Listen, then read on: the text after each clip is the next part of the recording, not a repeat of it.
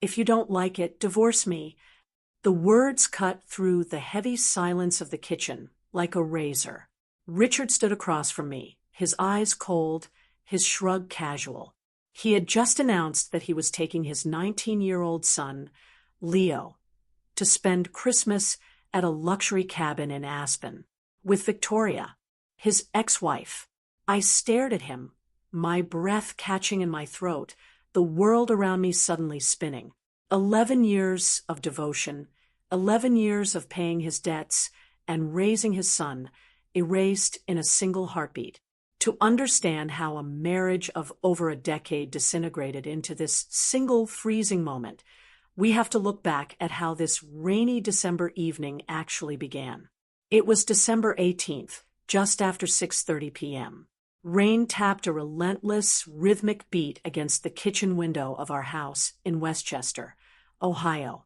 The air inside smelled of roasted poultry and sweet, sharp peppermint. I was still wearing my wrinkled blue nurse scrubs, exhausted after a grueling 12-hour shift at the public hospital. My feet ached, and my shoulders felt weighed down by the sheer volume of patients I had cared for that day. Yet on the way home, I had stopped at Kroger to buy a rotisserie chicken, red potatoes, and a carton of peppermint ice cream. It was Leo's favorite flavor, a small tradition I kept since he was 12.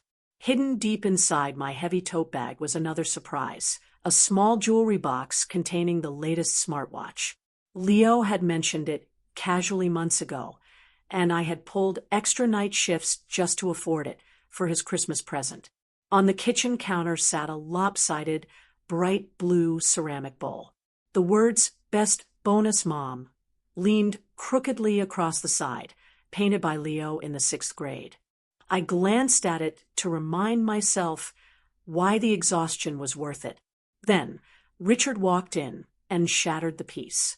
He sat across from me, both hands wrapped around a warm coffee mug. He didn't look at me. He looked at the wall as he delivered the news. He was leaving for Aspen for 5 nights, with Victoria, and nobody thought to invite me. I asked, my voice barely a whisper. Richard's mouth tightened. "That would be awkward," he said defensively. "For Victoria. She is going through a terrible depressive episode after her latest business venture stalled. Leo needs a real Christmas with his real parents to heal his spirit. You are a head nurse, Evelyn. You spend your whole life showing compassion to strangers.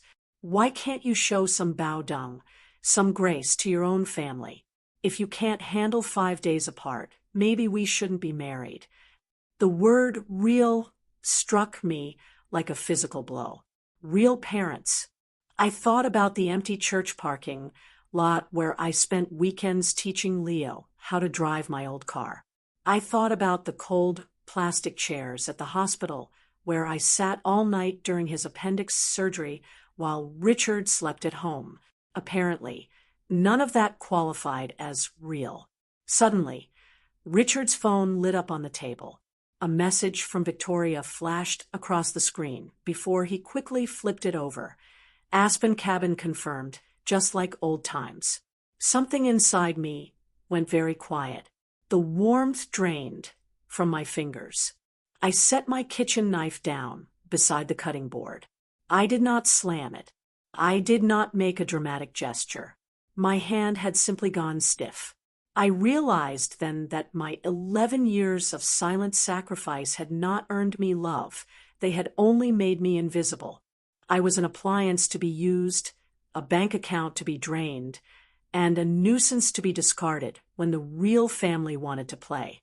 Without another word, I wrapped the cold chicken in foil, wiped the counter, and carried my bag upstairs. Richard stayed in the kitchen, completely certain that I would throw a tantrum, calm down, and eventually apologize for making the evening uncomfortable. He expected the old Evelyn, the one who always swallowed her pride to keep the peace. In the bedroom, I opened my laptop. The screen glowed in the dark room, illuminating an email that had been sitting in my inbox for 3 days. It was a final offer from the International Health Organization in Geneva, Switzerland.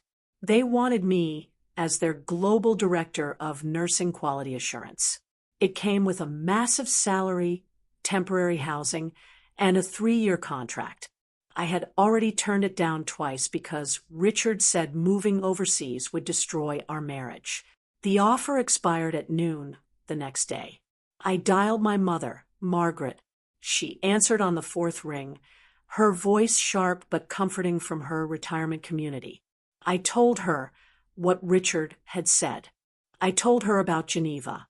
My mother listened to the heavy silence on my end of the line. Then her voice softened. Evelyn, your father stayed in a hospital system that treated him like dirt for 30 years because he thought endurance and loyalty were the same thing. They aren't. A boundary doesn't stop hurting just because you draw it, my dear. It only stops other people from deciding where you belong.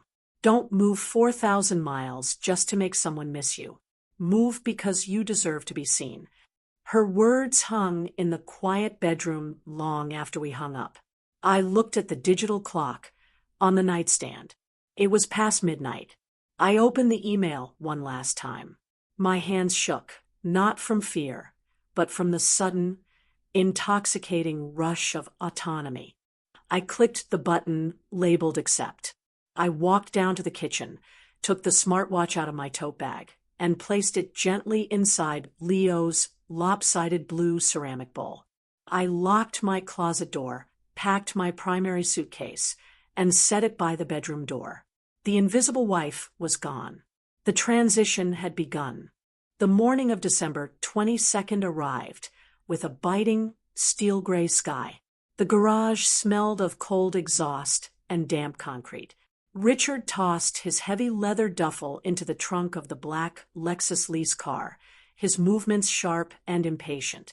Leo stood by the passenger door, his eyes darting to the kitchen window, his shoulders hunched tight inside his thick winter coat.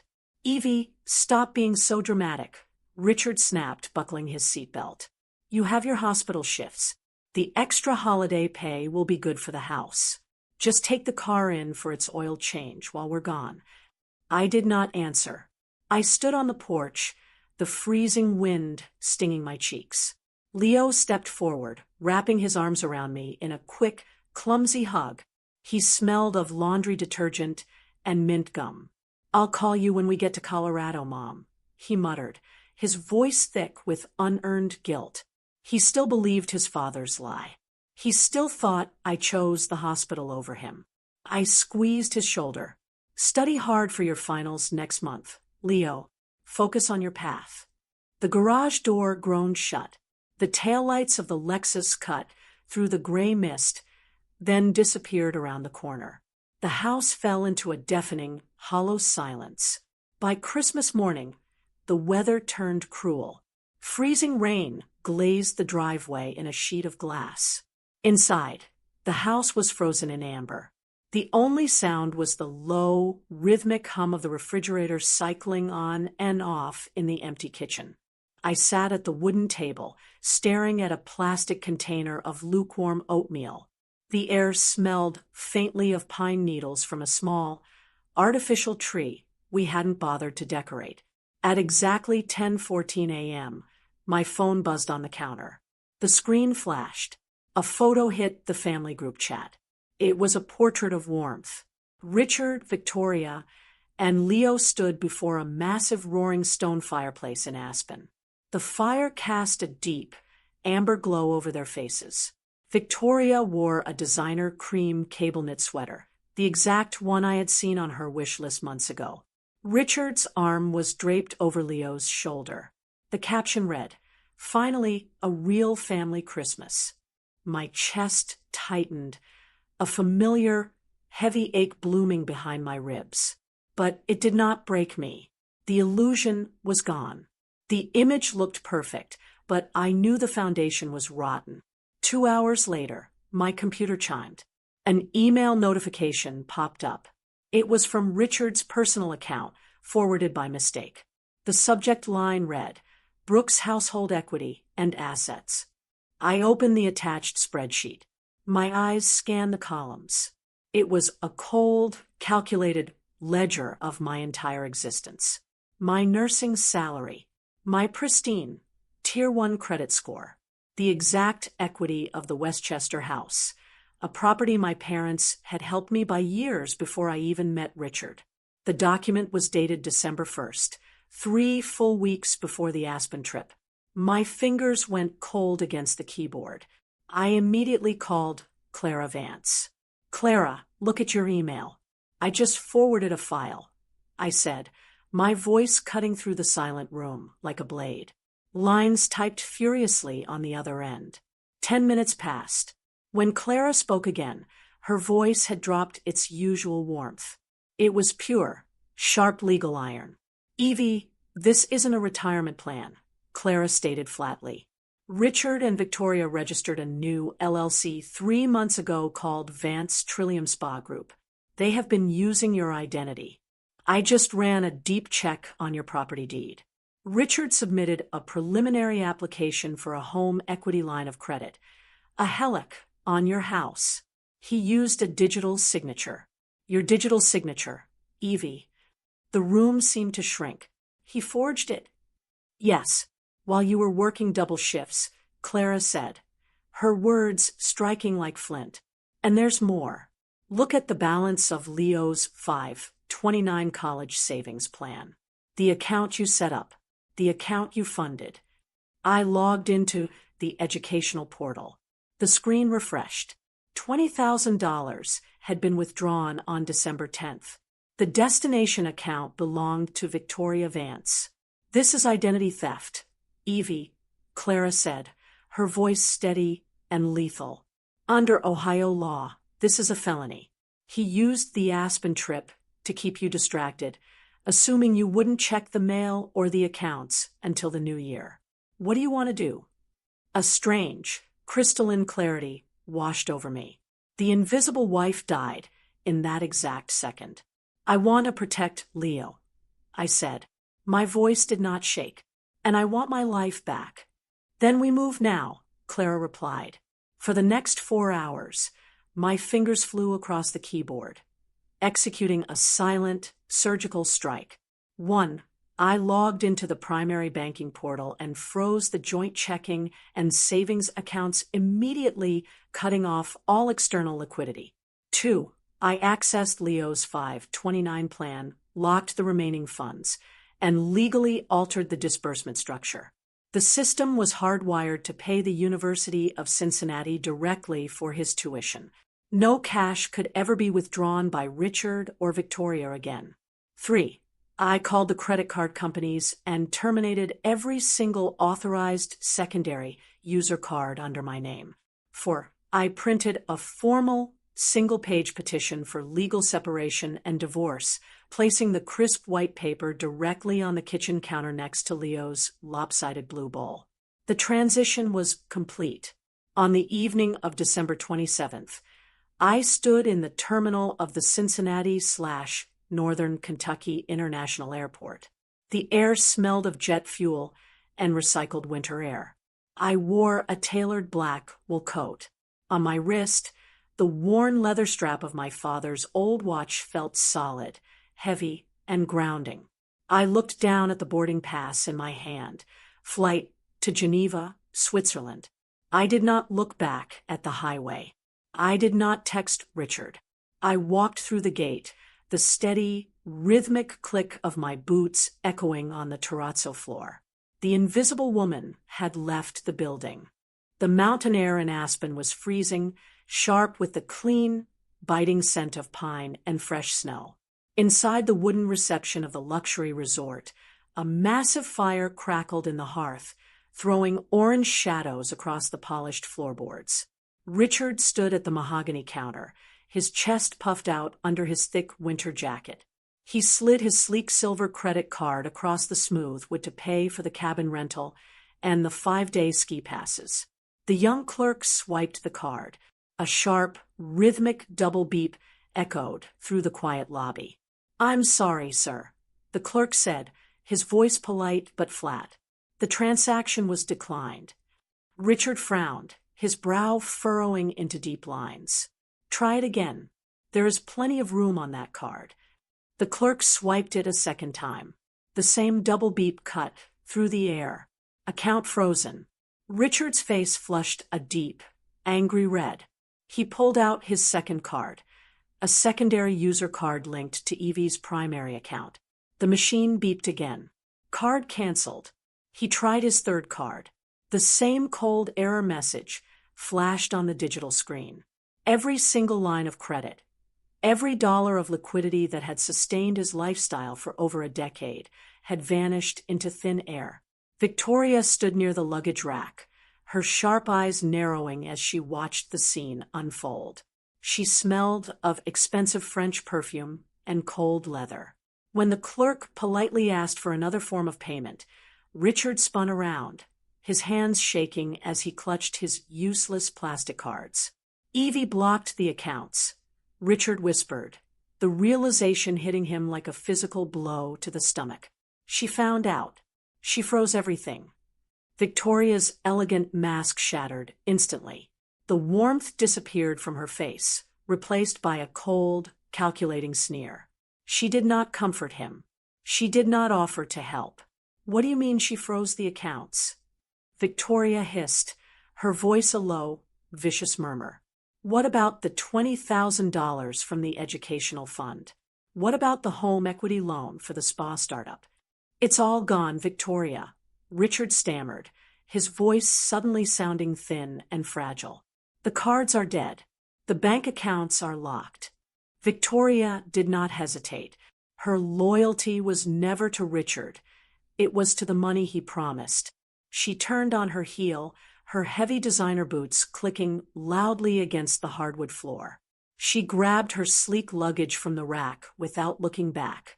Within 20 minutes, she had arranged a ride with a wealthy real estate developer she had met at the resort lounge the night before. The heavy glass doors of the resort slid open, letting in a blast of sub-zero mountain wind, and Victoria vanished into the snowy darkness. Richard was left standing alone in the grand lobby, surrounded by bags he could no longer afford to carry. Upstairs, in the dim bedroom of their temporary lodge, Leo sat on the edge of the mattress. The room was dark, lit only by the blue glare of his laptop screen. While his father was downstairs arguing over the bills, Leo had been looking through the shared family cloud drive to find a document for his university registration.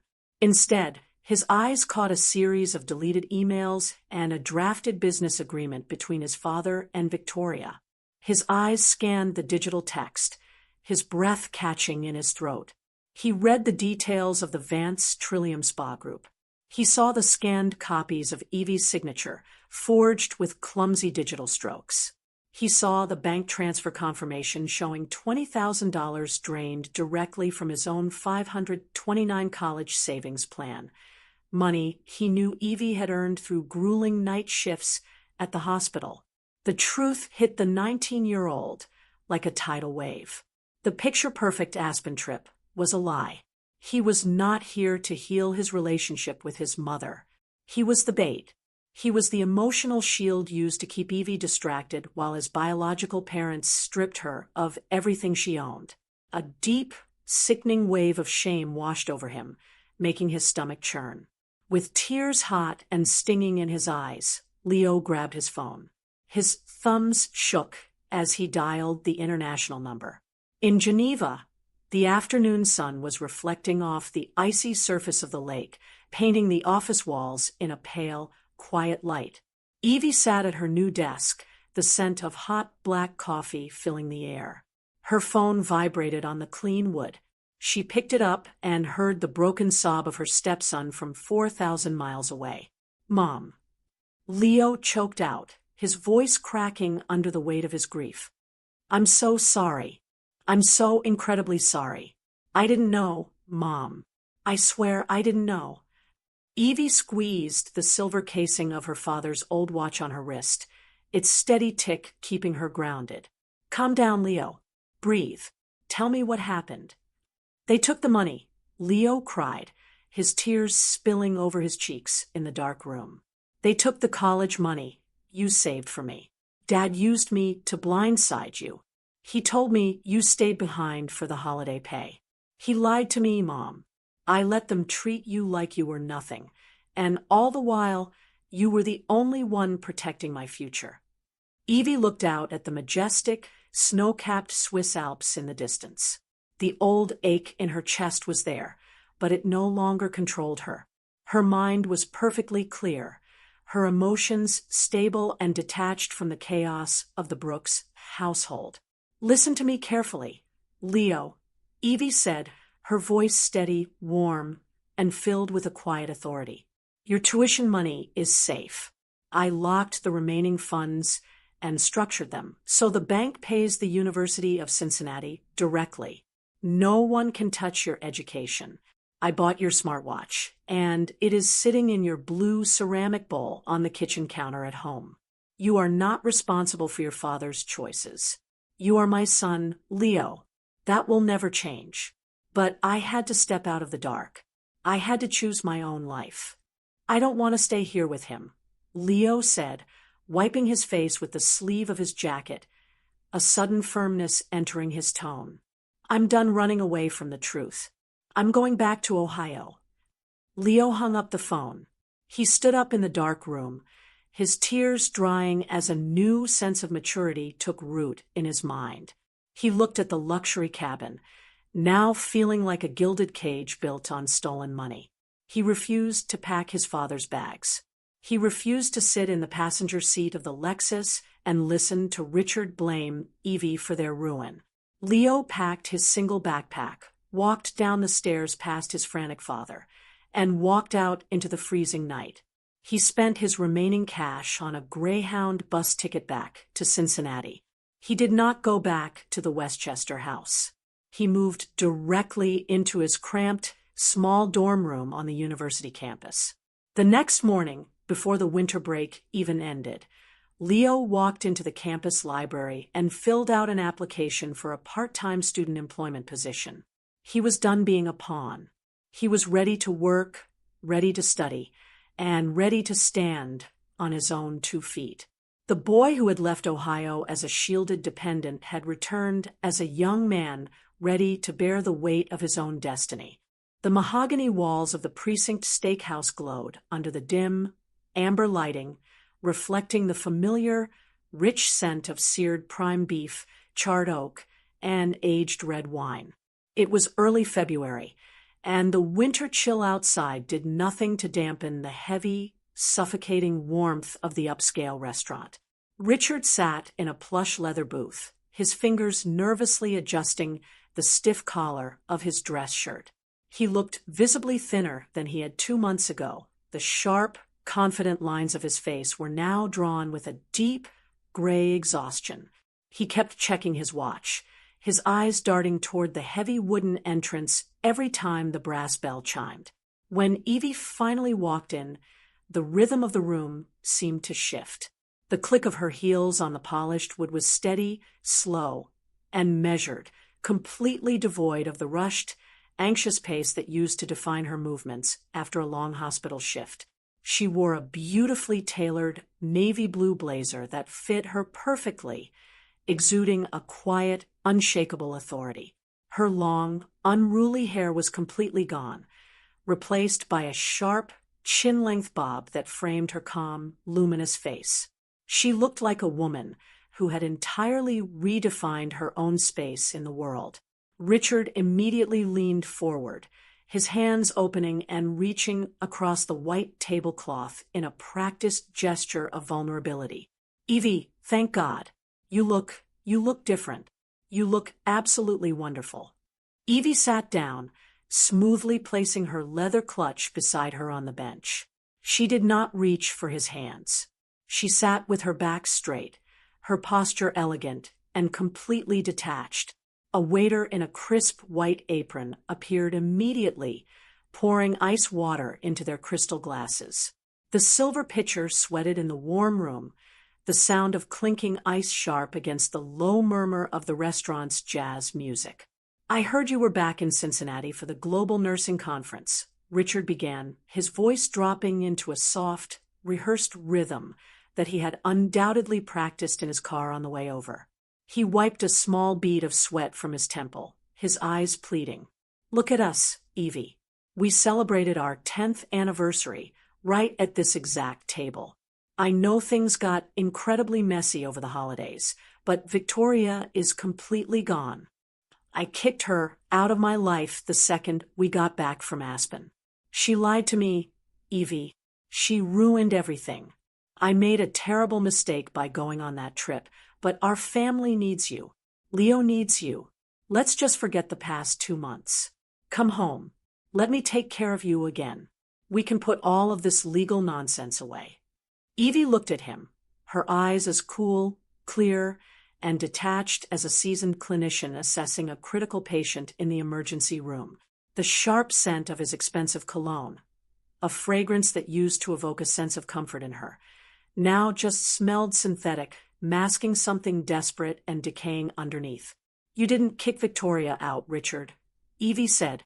Her voice was low, cool, and perfectly even, cutting through his emotional appeal like a scalpel. She left because the exact moment I froze the primary bank accounts, your financial value to her dropped to absolute zero. She didn't want a life with you. She wanted a pipeline to my wealth. And you don't miss me, Richard. You miss my Tier 1 credit score. You miss the double shifts I pulled at the hospital so you could pretend to be a high-flying venture capitalist to impress your ex-wife. Let's be entirely honest with each other for once in our lives. The next mortgage payment on the Westchester house is due in exactly 5 days, isn't it? And you can't pay it. Richard's face tightened instantly, the synthetic warmth evaporating from his eyes to reveal a raw, ugly defensive edge. He pulled his hands back, his jaw clenching. Are you really going to keep score like an accountant after 11 years of marriage? You're being incredibly cold, Evie. This Swiss job has turned you into a total stranger. No, Evie replied softly, standing up before the menus were even opened, her presence commanding and entirely free of guilt. I was a stranger when I was the invisible wife scrubbing your kitchen and paying your debts. I am finally myself. I will see you tomorrow morning at Clara's office. Don't be late. The next morning, the air in downtown Cincinnati was blindingly bright, casting sharp, icy shadows across the wide expanse of the Ohio River outside the 22nd floor windows of Clara Vance's legal suite.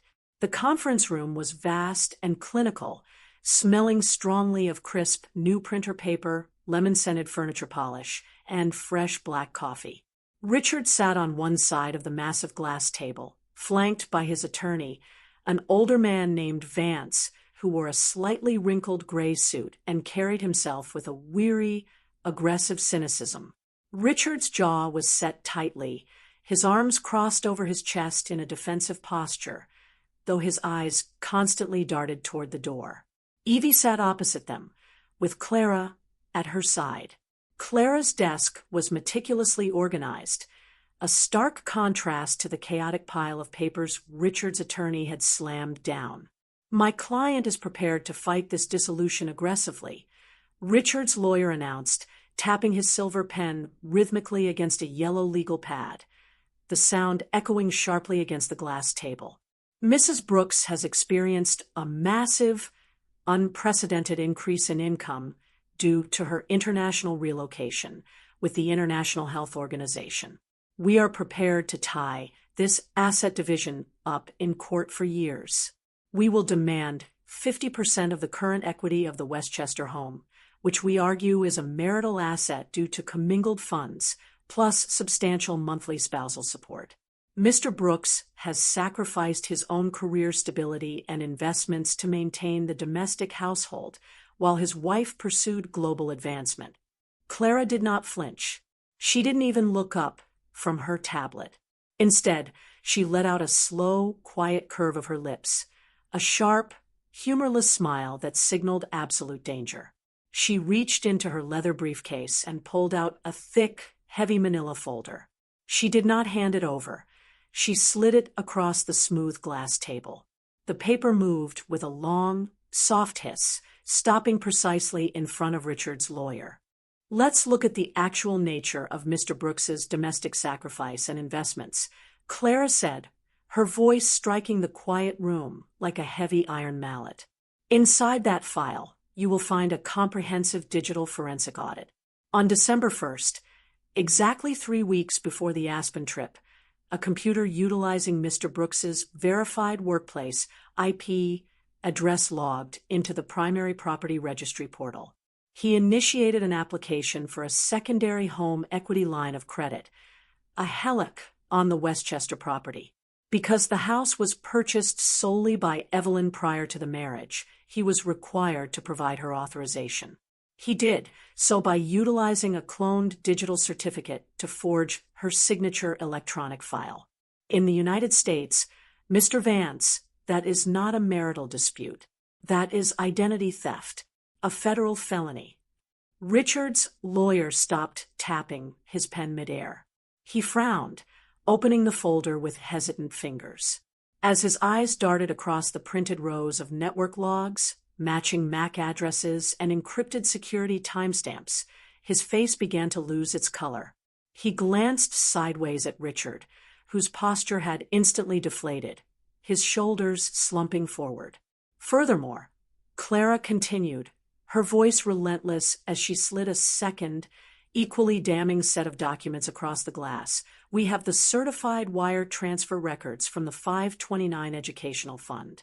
$20,000 moved directly from Leo's college account into a personal checking account owned exclusively by Victoria Vance, authorized digitally by Richard Brooks on December 10th, the day after he convinced my client to take an extra weekend shift at the hospital. This was an intrafamily financial realignment." Richard's lawyer stammered, his confident, booming tone completely faltering. He leaned over, his shoulder tensely crowding Richard as he whispered urgently into his ear, his eyes wide with sudden panic. "We can argue it was a joint investment strategy for the benefit of the household. It was theft." A new voice cut through the room, sharp, clear, and completely devoid of fear. The heavy oak door of the conference room clicked open, and Leo walked in. He was wearing a simple, dark university sweatshirt, his face somewhat pale but entirely composed. There was no hesitation in his stride. He did not look at his father's desperate, wide-eyed gaze. He walked straight to the center of the glass table, ignored the lawyers, and placed a small, silver external hard drive down with a soft, solid thud. "What is this, Leo?" Richard whispered, his voice cracking painfully, his hands beginning to visibly tremble on the table as he looked at his son. "What are you doing here?" "We are trying to fix our family. This is the automated backup from the family cloud drive, Dad," Leo said. His voice was completely steady, entirely free of the tears, confusion, and panic that had broken him in the Aspen Lodge. He looked down at his father with a profound, quiet maturity. "Before you left for Colorado, you synced your laptop to the home network. It contains the full audio recordings from the cabin lodge. The smart hub in the living room recorded everything. It contains the conversations where you told Victoria that the nurse would never check the accounts because she was too stupid, too tired, and too busy working the night shifts to notice a missing line of credit. The ones where you explicitly stated that I was the perfect emotional shield to keep her compliant and happy while you secured the spa startup funding." Leo turned his body fully, looking his biological father dead in the eye, stripping away the man's ability to hide. "You told me you did everything for my future. You told me you loved me, but you were completely ready to destroy my education, steal my future, and ruin the only woman who actually stayed up at night to take care of me, just to buy your way into another woman's good graces. I have already signed the formal affidavit with Clara. I am testifying voluntarily for Mom. I officially waive any and all claims to any assets you own, and I will stand in front of a federal judge to verify the authenticity of these recordings." The room fell into a deathly, suffocating silence, so profound that the only sound was the faint, rhythmic hum of the building's heating vent. Richard's lawyer slowly, deliberately closed the manila folder. The bravado was entirely gone from the older attorney's face. He leaned in close to Richard, his voice a low, urgent murmur that cut through the silence. If she takes this to the federal prosecutor with her son's testimony and the forensic IP trail, you are looking at 2 to 5 years in a federal penitentiary for identity fraud, bank fraud, and grand larceny. There is no case here, Richard. Just sign it. Sign the papers right now, or I am withdrawing as your counsel. Richard looked down at the crisp, white pages of the final divorce decree that Clara calmly placed before him. The paper seemed to blind him in the bright morning light. His hand shook so violently that the metal tip of the pen scratched loudly and unevenly against the heavy paper. He signed his name, lines uneven and broken, surrendering every single claim to Evie's house, giving up any right to spousal support, and legally binding himself to the full, sole liability of the massive credit card debts he had accumulated during his tryst with Victoria. He was completely stripped of his armor, exposed by his own greed. When the meeting ended, Richard stood up slowly, his expensive navy suit suddenly looking far too large for his slumping, defeated frame. He looked like a ghost of the man who had ordered chicken at the kitchen table in December. He looked at Clara, his voice hollow, dry, and thin. Can the building validate my parking ticket? Clara gathered her files, her movements sharp, efficient, and beautifully decisive, as she snapped her briefcase shut.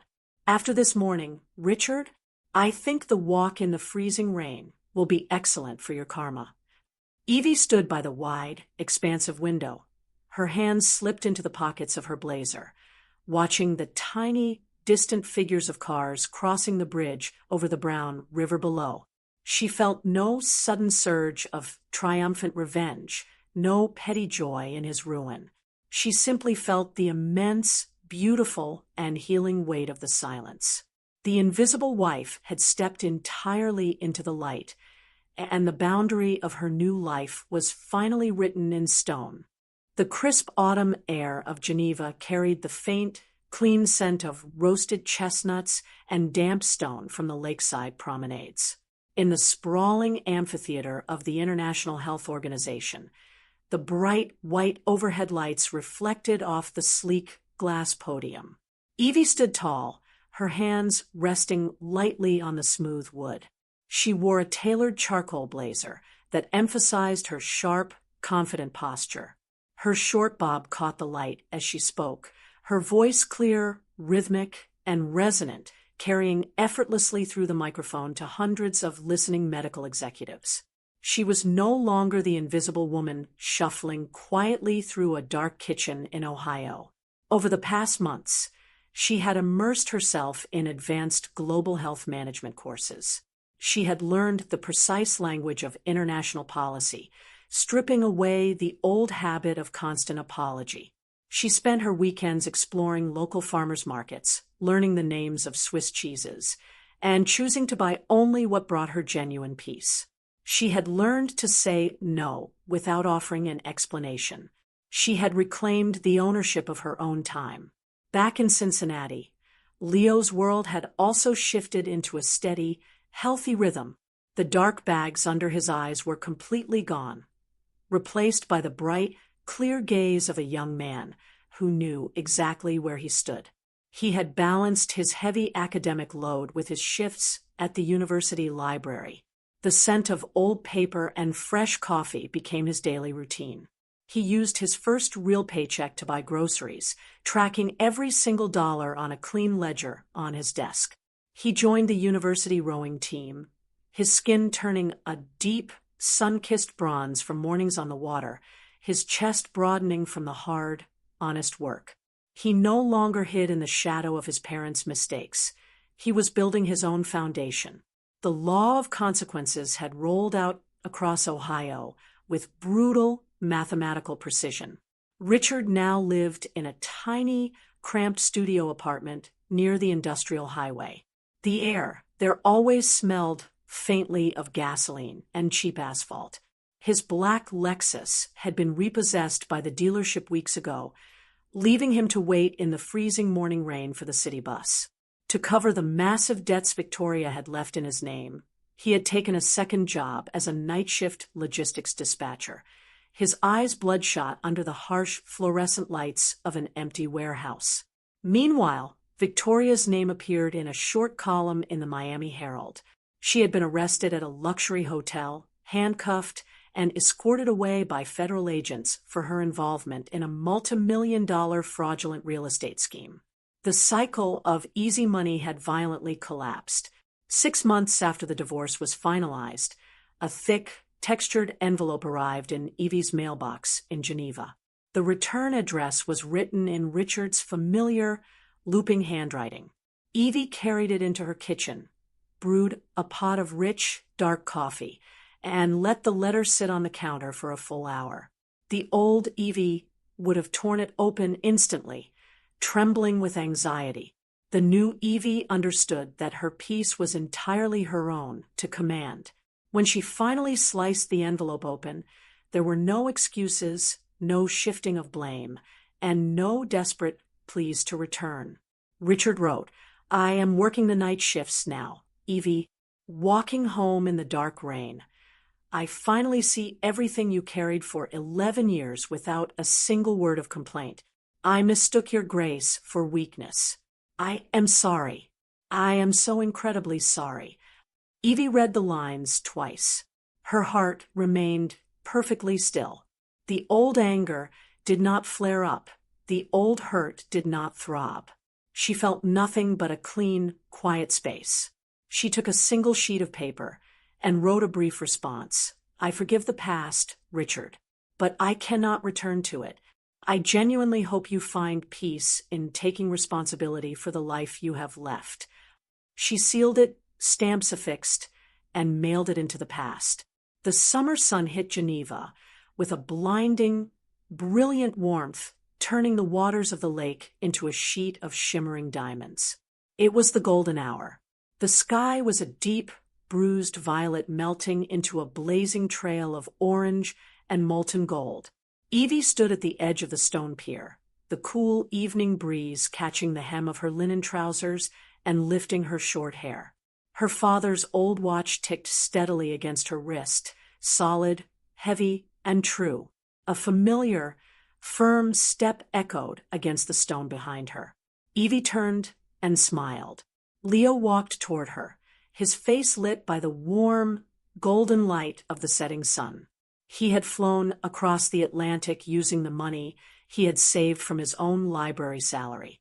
He wore the smartwatch she had left for him in the blue bowl, its screen dark but ready. He threw his strong arms around her, hugging her so tightly her heels lifted slightly off the ground.